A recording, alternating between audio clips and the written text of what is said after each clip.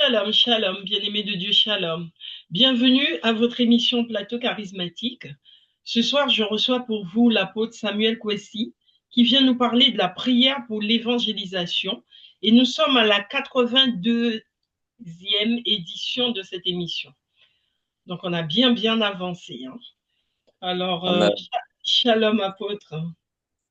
Shalom, servant de Dieu, Rebecca Martin. Comment allez-vous ce soir? Oui, ça va, merci. Amen, Et chez amen. vous? Eh bien, ça va aussi. Dieu fait grâce. Amen, amen, Gloire à Dieu. amen. Eh bien, Amen. écoutez, on va prier, nous allons prier pour nous mettre en communion avec l'Esprit de Dieu. Amen. Amen. Seigneur, nous te confions ce moment. Seigneur, Nous te recommandons toutes choses. prends le contrôle de Nous nos prions de nous assister. prends le contrôle Nous prions de conduire ce moment. Nous prions de convaincre les cœurs. de toutes Nous choses. prions de toucher les cœurs par ta parole. Je vais donner du Nous feu. prions, Seigneur, d'éclairer. Et Nous prions que la lumière de ta parole, manifester ta Seigneur, atteigne tes serviteurs et tes servantes. guide Au nom puissant de Jésus-Christ, que l'ennemi soit vaincu, avec que la ses puissance du diable soit détruite, manifestons donc seul que la puissance du diable soit anéantie dans le service de chacun de tes serviteurs, de chacune de tes servantes, au nom de Jésus-Christ. au nom de Jésus. Gloire et honneur te soient rendus, au nom puissant de Jésus. Merci Seigneur. Amen. Amen, amen, amen. Eh bien, écoutez, je vous laisse la parole, apôtre. Oui, merci, servant de Dieu. Que le nom du Seigneur soit béni. Amen. On va encore parler d'évangélisation. Le plan de Dieu est toujours le même. La volonté de Dieu est toujours la même. Euh, je salue donc les internautes, tous ceux qui nous suivent, les serviteurs, les servants de Dieu qui nous suivent. Euh, que Dieu vous éclaire, que le Seigneur euh, vous guide et que ces temps de partage aussi de la parole soient des moments de lumière, des moments d'éclairage pour vous dans votre ministère. Paul disait, nous connaissons en partie. Nous connaissons en partie. Et Dieu, dans le corps du Christ, utilise chacun selon qu'il a disposé en chacun les grâces et les dons. Amen, amen. Dans le corps du Christ, chaque membre a sa fonction. Chaque membre a sa fonction. Et l'Éternel m'a fait la grâce de parler de l'évangélisation, Mhm. ce que tout le corps du Christ est appelé à faire. Tous ceux qui sont en Jésus sont appelés à faire. C'est pourquoi Paul disait dans Éphésiens 6, verset 15, mettez pour chaussure à vos pieds le zèle que donne l'évangile de paix. Porter les chaussures, c'est être zélé pour l'évangélisation, avoir le zèle de l'évangile. À qui est-ce que Paul parlait? Il parlait à tous ceux qui étaient dans le Seigneur, à Éphèse. Donc à Éphèse, est-ce que c'est d'eux seuls que cela concerne? Est-ce que c'est eux seuls que cela concerne? C'est tous ceux qui sont en Jésus, puisque le prophète Jean-Baptiste également va parler de Jésus, parlant de Jésus, dans Matthieu 3, verset 11. Il va dire, lui l'a baptisé d'eau pour amener les gens à la repentance, le peuple de Dieu à la repentance. Mais Jésus, qui allait venir après lui, lui, Jean-Baptiste, n'était pas digne de porter les souliers de Jésus, donc en d'autres termes, de porter les chaussures de Jésus. Mhm. Que Jésus, lui, il allait venir baptiser du Saint-Esprit et de feu. Amen. Amen. Et dans la parole, dans le livre de Ésaïe, il est question encore de chaussures. Ésaïe chapitre 9, le verset 4. On en parle de chaussures là-bas. Euh, le verset 5, on parle de la venue de Jésus, donc qui a été donc prophétisé. Alors, le plan de Dieu est donc, comme je le disais, est le même, c'est de donner la vie aux hommes. Et c'est par l'évangile qu'on donne la vie aux hommes. C'est par l'évangile que Dieu donne la vie aux hommes. C'est par sa parole que Dieu donne la vie. aux hommes. Amen. Amen. Alors, nous disons ceci, cette vie aux hommes que Dieu donne, c'est ce qu'il a choisi, celle qu'il a choisi, et il a choisi, donc il les a choisis pour que ceux-ci euh, le glorifient. On va donc parler de l'évangélisation en parlant de la gloire ce soir, la gloire de Dieu. Alors, vous savez, la parole de Dieu dit que par un seul homme, on va lire cela, Romains chapitre 5, Romains chapitre 5, Romains chapitre 5, à partir verset 11. On dit que par un seul homme, le péché est entré dans le monde. Par un seul homme, le péché est entré dans le monde. Et aussi par un seul homme, Dieu efface les péchés des hommes. Romains chapitre 5. Verset 11. Oui, verset 11. Alors, je lis la parole de Dieu. Bien plus, nous plaçons notre fierté en Dieu par notre Seigneur Jésus-Christ, par qui maintenant nous avons reçu la réconciliation. C'est pourquoi, de même que par un seul homme le péché est entré dans le monde, et par le péché la mort, de même la mort a atteint tous les hommes parce que tous ont péché. En effet, Okay. Amen. Donc ici, la parole de Dieu que par un seul homme, le péché est entré dans le monde. Et ce homme, c'est Adam. Donc, cet homme, c'est Adam. J'ai appelé le premier Adam, donc Adam, l'époux de Ève, le mari de Ève. Donc, ça dit que par son péché là, donc il a appelé le premier Adam. Par son péché, ça dit que le péché est entré dans tout le monde. Donc, c'est pourquoi Romains 3, verset 23 dit, tous ont péché. Tous les hommes sont coupables de péché. Tous ont péché, sont privés de la gloire de Dieu. Tous ont péché, ils sont privés de la gloire de Dieu. Donc, c'est par le péché d'Adam seul. Donc, tous les hommes ont été rendus coupables de péché. Euh, Ainsi, il a dit que par le péché, la mort, là, s'est étendue sur tous les hommes parce que tous ont péché. Voilà. Donc, par un seul homme, le péché est entré dans le monde. Maintenant, on va lire le verset 15 qui dit aussi que par un seul homme, Dieu aussi pardonne les péchés des hommes qui croient en cet homme, c'est-à-dire que Jésus-Christ, qui est le dernier Adam. On va lire le verset 15, Romains chapitre 5, le verset 15.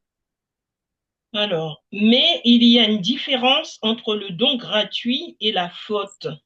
En effet, si beaucoup sont morts par la faute d'un seul, la grâce de Dieu et le don de la grâce qui vient d'un seul homme, Jésus-Christ, ont bien plus abondamment été déversés sur beaucoup. OK. Donc, ici, par Jésus-Christ aussi, il a dit quoi que euh, on reçoit aussi la vie. C'est-à-dire que par un seul homme, la mort a touché tous les hommes par le péché. Par un seul homme aussi, Jésus-Christ, d'accord? Euh, Beaucoup d'hommes donc reçoivent quoi? La vie. Donc, on reçoit le pardon de leurs péchés. Amen. Donc, en fait, quand nous lisons dans Romains chapitre 3, verset 23, où la parole de Dieu dit tous sont péchés, sont privés de la gloire de Dieu, ça veut dire que avant que Adam ne pêche, il avait la gloire de Dieu. Maintenant, pourquoi il est dit que par un seul homme, c'est-à-dire par Adam, là, par son péché, tous les hommes sont devenus coupables de péché? Est-ce que vous voyez? Pourquoi est-ce que Dieu dit cela? C'est-à-dire que Adam était le premier serviteur de Dieu que Dieu a choisi. C'était le premier serviteur de Dieu. Adam, c'est le premier, dans le premier Adam, si on dit premier Adam, c'est le premier serviteur de Dieu, choisi de tous les temps. Le premier. Donc lui, par son péché, tous les hommes ont été rendus coupables de péché. Donc le premier Adam. Et Jésus-Christ, hein, donc, est le dernier Adam. Jésus-Christ est le dernier Adam. Et la parole dit que le premier Adam était donc la figure de celui qui devait venir. Le premier Adam était la figure de celui qui pouvait venir. On fait le verset 13 et le verset 14. Romains chapitre 5. Alors, verset 13. En effet, avant que la loi ne soit donnée, le péché était déjà dans le monde. Or, le péché n'est pas pris en compte quand il n'y a pas de loi. Pourtant, la mort a régné depuis Adam jusqu'à Moïse, même sur ceux qui n'avaient pas péché, par une transgression semblable à celle d'Adam, qui est l'image de celui qui devait venir. Ok, donc ici, Amen. il a dit que Adam donc, est l'image de celui qui devait venir, c'est-à-dire Jésus-Christ, le dernier Adam. Jésus-Christ, le dernier Adam. Amen. Mhm. Euh, on peut lire 1 Corinthiens, chapitre 15, vraiment vraiment le verset 45, voilà. Alors, 1 Corinthiens, Je vais vérifier. 1 Corinthiens, chapitre 15, chapitre 15, quel verset?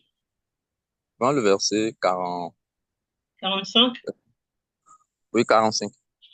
C'est pourquoi il est écrit, le premier homme, Adam, devint un être vivant. Le dernier Adam est un esprit qui communique la vie. Ok, Amen. donc, il est question du premier Adam et puis du dernier Adam. Premier Adam, dernier Adam. Qui est le premier Adam? C'est Adam, l'époux de Ève. Maintenant, pourquoi il a dit le premier Adam? Pourquoi on dit le premier Adam? C'est-à-dire que c'est le premier serviteur de Dieu. Amen. Mhm. C'est le premier serviteur de Dieu. Maintenant, le dernier Adam, c'est-à-dire que c'est celui qui devait venir. Donc, comme dit Romains 5, verset 14, voilà, verset 14, que Adam, le premier Adam, il est la figure, en fait, du dernier Adam. D'autres parleraient du second Adam, du second Adam. Mais il est préférable de dire le dernier, parce que quand on dit le second, c'est comme s'il peut avoir un troisième. Donc, un troisième. Voilà. Il n'y aura pas de troisième. Il n'y aura pas de troisième. Donc, il est question de dire le dernier Adam. Parce que quand on dit le dernier, ça veut dire qu'après le dernier, il n'y en a plus d'autres. Donc, voilà. Il n'y en a plus d'autres.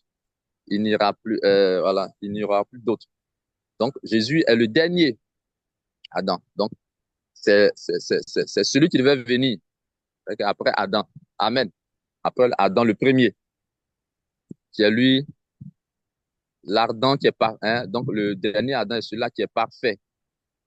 Donc le Fils uni de Dieu. Maintenant, nous parlons de la gloire de Dieu. Ça veut dire que avant que Adam, donc le premier, ne pêche, il avait ce qu'on appelle la gloire de Dieu. C'était quoi la gloire de Dieu? La gloire de Dieu. Puisque la Bible dit tous sont péchés. C'est quand il y a eu péché qu'il y a eu privation de la gloire de Dieu. Tous sont péchés, sont privés de la gloire de Dieu. Or, tout cela est lié au péché d'Adam. Donc, ça veut dire qu'avant que Adam ne pêche, il avait la gloire de Dieu. Il avait la gloire. Et la gloire de Dieu, c'était quoi? L'évangélisation. Donc, c'était l'évangélisation. Voilà, il commence à faire son, donc, il fait sombre ici. Donc, c'est l'évangélisation. Dieu a donné, l'Éternel a donné à Adam de faire, lui et sa femme, en disant d'être fécond et de se multiplier. D'être fécond et de se multiplier. Donc, c'était l'évangélisation. Adam devait prêcher, Adam devait évangéliser. Donc, porter du fruit pour que d'autres personnes connaissent aussi Dieu, pour que d'autres personnes servent aussi Dieu. C'est en cela porter du fruit, c'est cela qui était la gloire de Dieu. Et donc, Satan a amené Adam et Ève à désobéir à cette mission, à cet ordre missionnaire. Donc, quand ils ont désobéi, c'est en cela qu'ils ont perdu la gloire. Dans la Bible, que cette gloire qu'ils ont perdue par le péché, c'est tous les hommes aussi qui ont péché, et c'est tous les hommes aussi qui ont été privés de la gloire de Dieu. Amen. Et Amen. lorsque Jésus-Christ, donc le dernier Adam est venu, il va dire ceci, on va dire Jean 17, verset 22. Jean chapitre 17, verset 22. Jésus va parler de la gloire, qu'il est venu donner la gloire. Il va dire, Père, Jean 17, verset 22. Je leur ai donné la gloire que tu m'as donnée afin qu'ils Ok, soient un comme nous sommes un. voilà, donc Jésus va venir parler de la gloire que les hommes ont perdue à cause du péché. Donc, c'était quoi cette gloire? L'évangélisation. Donc, Jésus dit, il parle au Père, il dit, dans la prière sacerdotale, Jean chapitre 17, verset 22, je leur ai donné, donc dit Père, je leur ai donné. Il a donné à qui? Aux disciples qu'il a choisis. Donc, j'ai donné aux disciples la gloire que tu m'as donnée là. Je leur ai donné cela. La gloire que tu m'as donnée. Donc, quand Jésus est venu, il parlait de la parole de Dieu. Il parlait de la parole de Dieu. Il parlait de la parole de Dieu. Il parlait de Dieu. Voilà. Donc, maintenant, il dit, parce qu'il parlait de Dieu, il dit, donc, c'est en cela qu'on parle de l'évangélisation. Il a donné cela aux disciples. Il a donné cela aux disciples. Je leur ai donné la gloire. Donc, la gloire, c'est l'évangélisation pour que des âmes soient sauvées. C'est l'évangélisation pour que des vies soient à Dieu. C'est en cela qu'est porté du fruit. Donc, je leur ai donné la gloire que tu m'as donnée, afin qu'ils soient un comme nous sommes un. Amen. Amen. Et cette gloire de Dieu, c'est de porter du fruit. Si nous sommes en Jésus, que Dieu nous demande de porter du fruit, ce qui est la gloire de Dieu, c'est qu'on évangélise pour que des âmes soient sauvées. Donc, c'est le même plan de Dieu. Et c'est ce que Dieu a donné à Adam.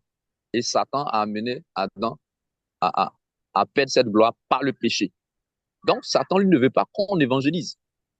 C'est ça. C'est le même combat. Il ne veut pas que ceux que Dieu a choisis pour évangéliser, évangélisent. C'est comme Satan a empêché Adam et Ève, donc, d'évangéliser. Il a empêché Adam d'évangéliser. Il passe par celle qu'on appelle le roseau, donc l'appui faible. Il passe par Ève, pour séduire Ève, et ensuite, Adam aussi est pris par la séduction. Parce que c'est d'abord à Adam que Dieu a confié la mission. Ensuite, Adam a parlé de la mission à Ève, donc qui est venu plus tard, que Dieu a mis auprès donc d'Adam. Est-ce que vous voyez? Donc, c'est un peu cela. Donc, Jésus dit, donc c'est comme Jésus est venu donner la gloire, redonner donc la gloire à ceux que Dieu a choisis. C'est vrai. Donc, évangéliser. Et la gloire, je dis quoi, c'est porter du fruit, c'est évangéliser pour que les âmes soient sauvées. Donc, aujourd'hui, la gloire de Dieu pour nous, la gloire de Dieu pour nous, la gloire du Seigneur pour nous, c'est qu'on évangélise. C'est la même volonté de Dieu. Donc, si on n'évangélise pas, ça veut dire qu'il y a péché. Tous sont péchés, sont privés de la gloire de Dieu.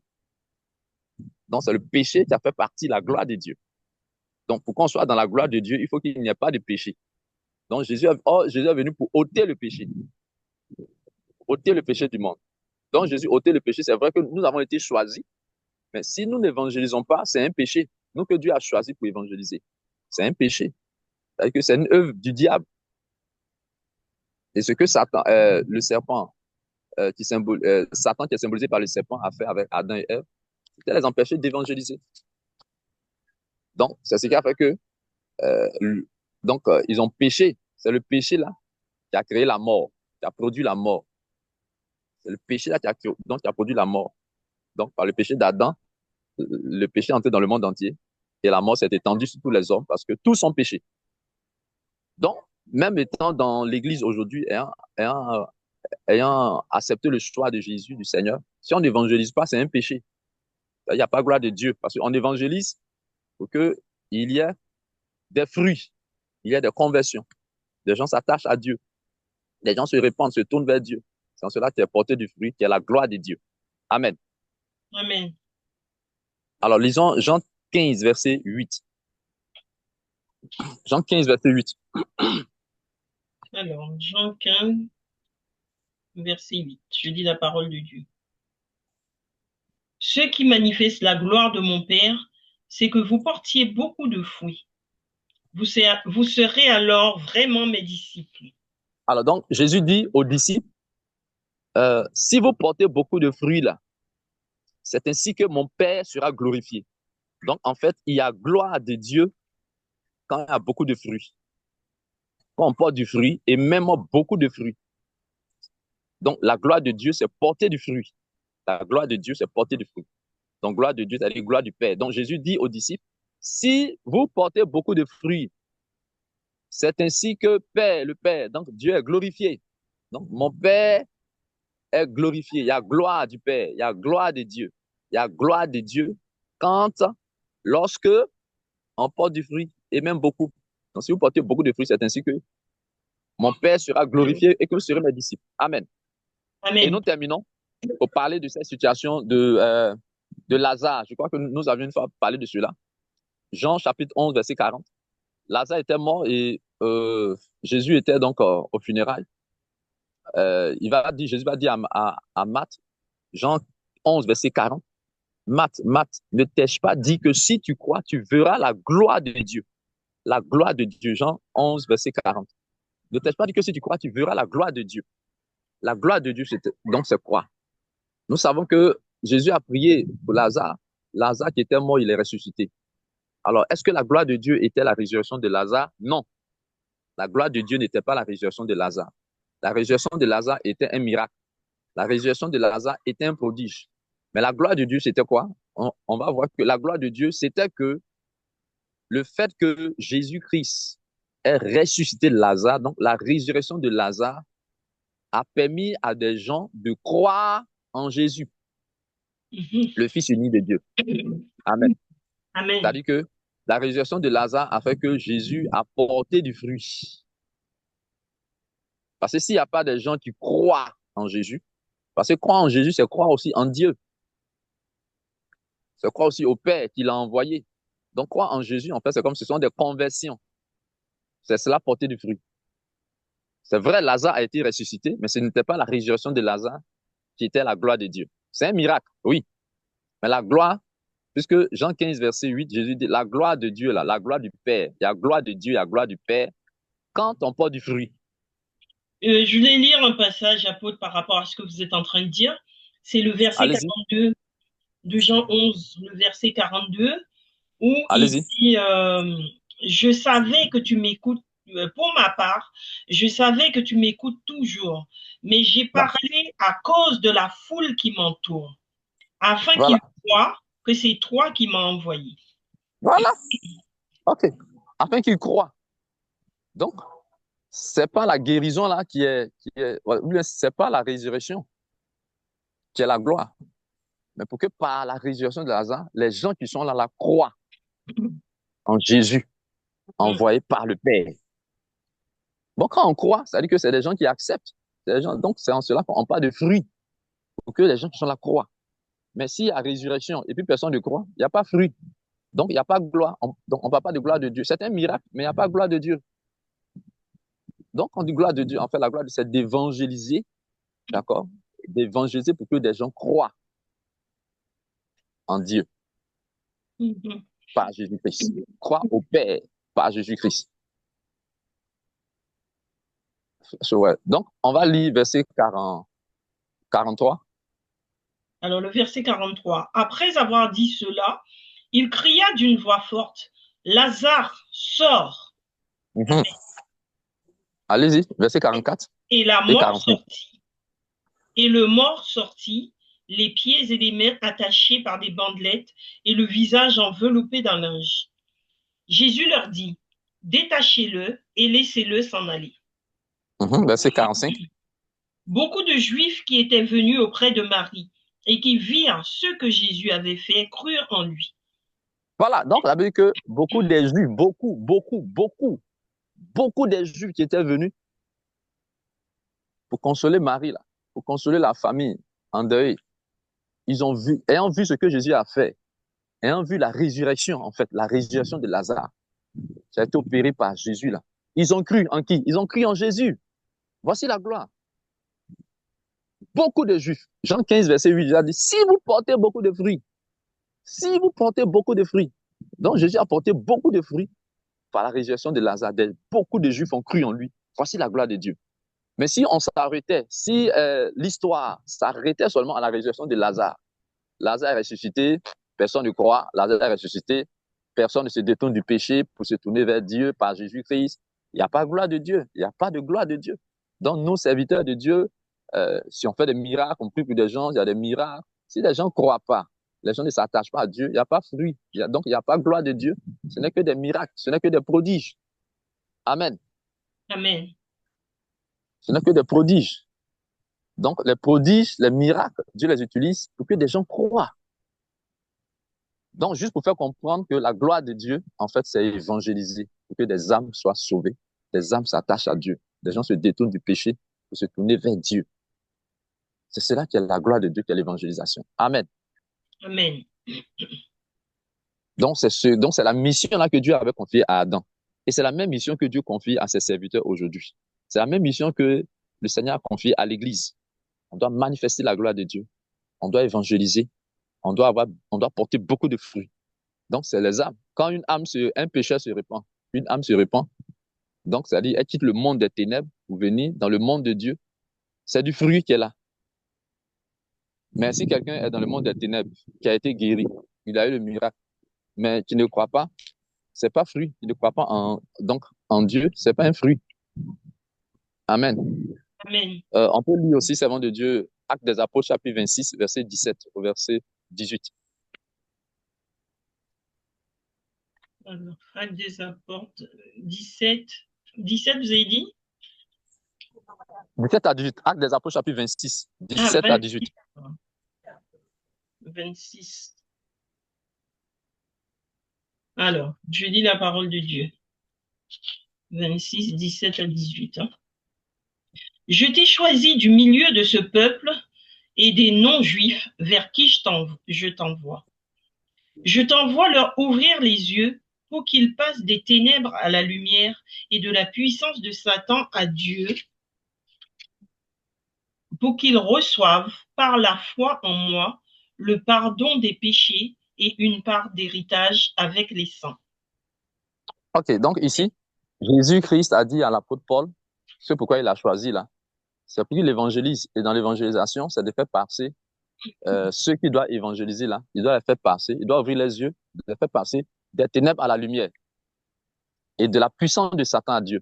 Donc, si des gens quittent la puissance de Satan, quittent sur la tutelle, sont arrachés de la tutelle du diable, la puissance de Satan, pour amener à Dieu, c'est cela porter du fruit. C'est-à-dire que des gens, ils n'étaient pas à Dieu, ils étaient à Satan. On les fait passer de la puissance de Satan à Dieu. Que ce soit par la parole qui est prêchée, et puis il y a eu des miracles, il y a eu des guérisons. Mais le but là, c'est de les faire quitter la puissance du Satan. Voilà, c'est de les faire quitter la puissance du Satan pour les amener à Dieu. Donc voilà.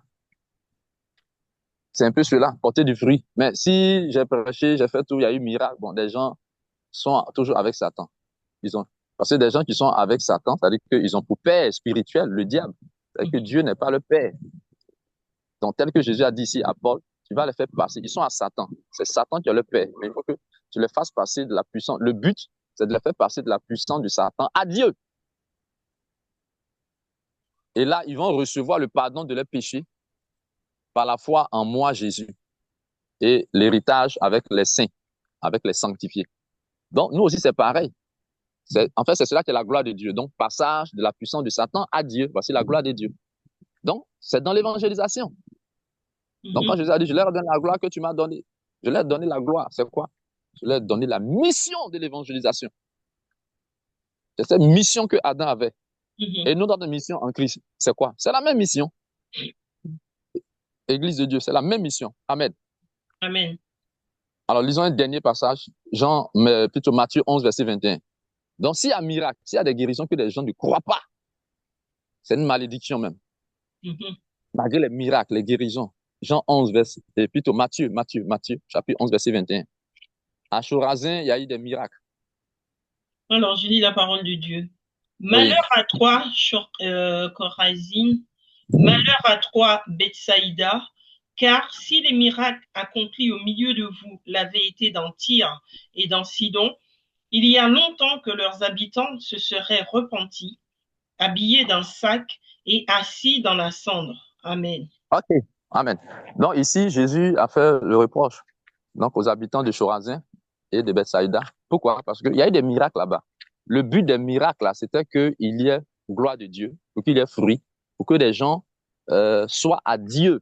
Ceux qui ont expérimenté ces miracles soient à Dieu. Mais malgré ces miracles, ils sont restés avec Satan. Ils sont restés sous la puissance de Satan. Ils ne se sont pas repentis. Parce que croire en Jésus, il va forcément avoir repentance. Forcément repentance. Parce que croire en Jésus, c'est pour avoir le pardon des péchés. C'est pour avoir le pardon des péchés. Parce que quand on croit en Jésus, Jésus va nous éclairer sur nos péchés. Ah oui, sans lui, là, voici, on avait péché. Puisque la parole de Dieu dit que par un seul homme, le péché est entré dans le monde, le premier Adam, et c'est par le dernier Adam, Jésus-Christ là, homme qu'on reçoit le pardon des péchés. Donc, sans cela, il n'y a pas pardon des péchés. Sans cela, il n'y a pas réconciliation avec Dieu. Et c'est ce que vous avez lu, Romains chapitre 5, verset 13. La réconciliation, parce que le péché a créé quoi? Désaccord entre Dieu et les hommes. Maintenant, Jésus-Christ est venu. 1 Timothée chapitre 2, verset 5. Il y a aussi un seul Dieu et un seul médiateur entre Dieu et les hommes, Jésus-Christ homme. Donc, sans Jésus-Christ, on peut pas, aucun homme ne peut être réconcilié avec Dieu. C'est pourquoi, dans l'évangélisation, c'est de parler du Fils uni de Dieu. Et c'est pourquoi, donc Jésus-Christ, c'est pourquoi Jésus a dit aux disciples, Acte 1, verset 8, vous recevez une puissance, le Saint-Esprit subvenant sur vous, et vous serez mes témoins. C'est de moi, Jésus, que vous allez témoigner. C'est de moi, Jésus, que vous allez parler. Parce que c'est moi, voilà, c'est moi, cet homme par qui on reçoit quoi? Le pardon des péchés. C'est moi le dernier Adam. C'est par moi qu'on est réconcilié avec Dieu. Sans moi, il n'y a pas de réconciliation avec Dieu. C'est par moi qu'on reçoit le pardon des péchés. Donc, Jésus-Christ est la gloire de Dieu. C'est la gloire de Dieu. Dans la gloire de Dieu, c'est de parler de Jésus-Christ pour que les gens soient sauvés. Amen. Amen. Donc, vous voyez qu'ici, là, il y a eu des miracles, il y a eu des guérisons. Il n'y a pas eu gloire de Dieu. Donc, Jésus dit, pour cela, il y a malédiction. Donc, la malédiction, c'est que les gens ne soient pas sauvés. C'est que les gens ne croient pas au Fils unique de Dieu. Parce que si on fait tout ce qu'on fait et puis on ne croit pas au Fils unique de Dieu, Jésus-Christ, c'est la malédiction. On ne peut pas être sauvé. Si des miracles se produisent dans la vie de certains hommes, au nom de Jésus, au nom de Dieu, on parle de Jésus, on parle de Dieu, il y a des miracles. Et puis eux, ils ne croient pas. C'est la malédiction. Là, c'est pourquoi Jésus a dit, Chorazin et Bethsaïda, là, sont maudits. Il y a la malédiction. Parce que malgré les miracles, ils ne se sont pas repentis. Malgré les prodiges, ils ne se sont pas repentis. Il n'y a pas eu conversion, il n'y a pas eu fruit, il n'y a pas eu gloire de Dieu. Donc, il y a péché toujours. Il y a péché. Amen, amen. Donc, on doit demander vraiment à Dieu de permettre qu'il n'y ait pas seulement de miracles dans nos ministères, mais qu'il y ait des conversions, qu'il y ait gloire, parce que c'est le but. La gloire, c'est qu'il y ait la gloire. Ce n'est pas la guérison qui intéresse d'abord le Seigneur, mais il peut passer par la guérison pour qu'il y ait gloire. Amen. On va s'arrêter là pour aujourd'hui. On va dire merci au Seigneur, servant de Dieu. Okay. On va demander au Seigneur de permettre qu'il n'y ait pas seulement des miracles dans le ministère, mais qu'il y ait gloire, c'est le but. On veut la gloire de Dieu, qui est l'évangélisation. C'est par l'évangélisation que des âmes soient sauvées, des âmes s'attachent à Dieu, des gens se détournent du péché au nom de Jésus. Amen. Nous prions le Seigneur. Seigneur, nous te rendons grâce. Seigneur, nous te bénissons pour ta parole. Merci Jésus pour ta parole. Merci pour ta parole. Merci pour ta parole. Merci pour ta parole. Merci pour ce moment. Nous prions, Seigneur, que tu permettes que la gloire de Dieu ne nous manque pas. La gloire de Dieu qui est l'évangélisation. Et quand il n'y a pas la gloire de Dieu, c'est le péché. Alors, la gloire de Dieu, c'est ce que tu veux qu'on fasse pour que des âmes soient sauvées. Des gens croient en toi. Dieu en toi, Dieu par ton Fils, Jésus-Christ. Seigneur, par Jésus-Christ. Par Jésus-Christ. Nous prions, Seigneur, que ta gloire se manifeste dans nos vies. Et ta gloire, c'est porter du fruit. C'est que par nous, des âmes soient sauvées. Par notre obéissance, des âmes soient sauvées. Et c'est bien sûr par l'évangélisation. C'est par l'évangélisation. C'est par l'évangélisation. Donc de porter du fruit. Donc de manifester ta gloire. Au nom puissant de Jésus. Au nom puissant de Jésus. Donc de manifester ta gloire. Donc de manifester ta gloire. Au nom puissant de Jésus. Donc de manifester ta gloire. Au nom puissant de Jésus. Seigneur, ta gloire, Seigneur, soit manifestée dans la vie de tes serviteurs, de tes servants, de l'Église, Seigneur, de l'Église de tes serviteurs. Ta gloire se manifeste au travers, Seigneur, cette plateforme, plateau charismatique. Oh, tu nous permets de distiller la parole, d'exposer ta parole, de publier ta parole. Qu'il y ait gloire de Dieu, qu'il y ait la gloire de Dieu, qu'il y ait la gloire de Dieu. C'est un moyen où c'est l'évangélisation. Qu'il y ait gloire de Dieu.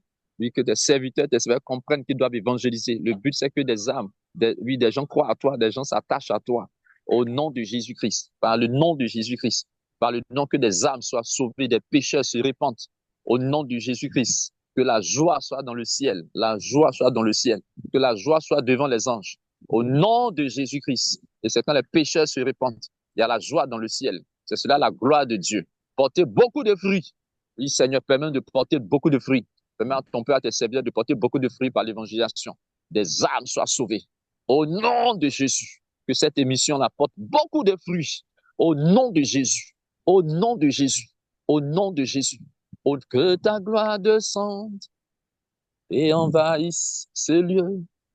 Que ta voix résonne pour la liberté. Que les cieux s'ouvrent et que vienne ta pluie, ô Jésus. Nous voulons ton règne. Fais-nous régner par la parole. Il est sacrificateur. Apocalypse chapitre 1, verset 5. Apocalypse chapitre 1, verset 9 à verset 10, autant pour moi. Apocalypse chapitre, oui, Apocalypse, le chapitre 1, le verset 10, le dit que les sacrificateurs, tu as fait, Jésus, tu as fait des hommes, des femmes, oui, de toute race, de tout peuple, de toute langue, tu as fait d'eux un royaume et des sacrificateurs pour notre Dieu. Et ils régneront sur la terre. Ils régneront sur la terre. Ils régneront sur la terre.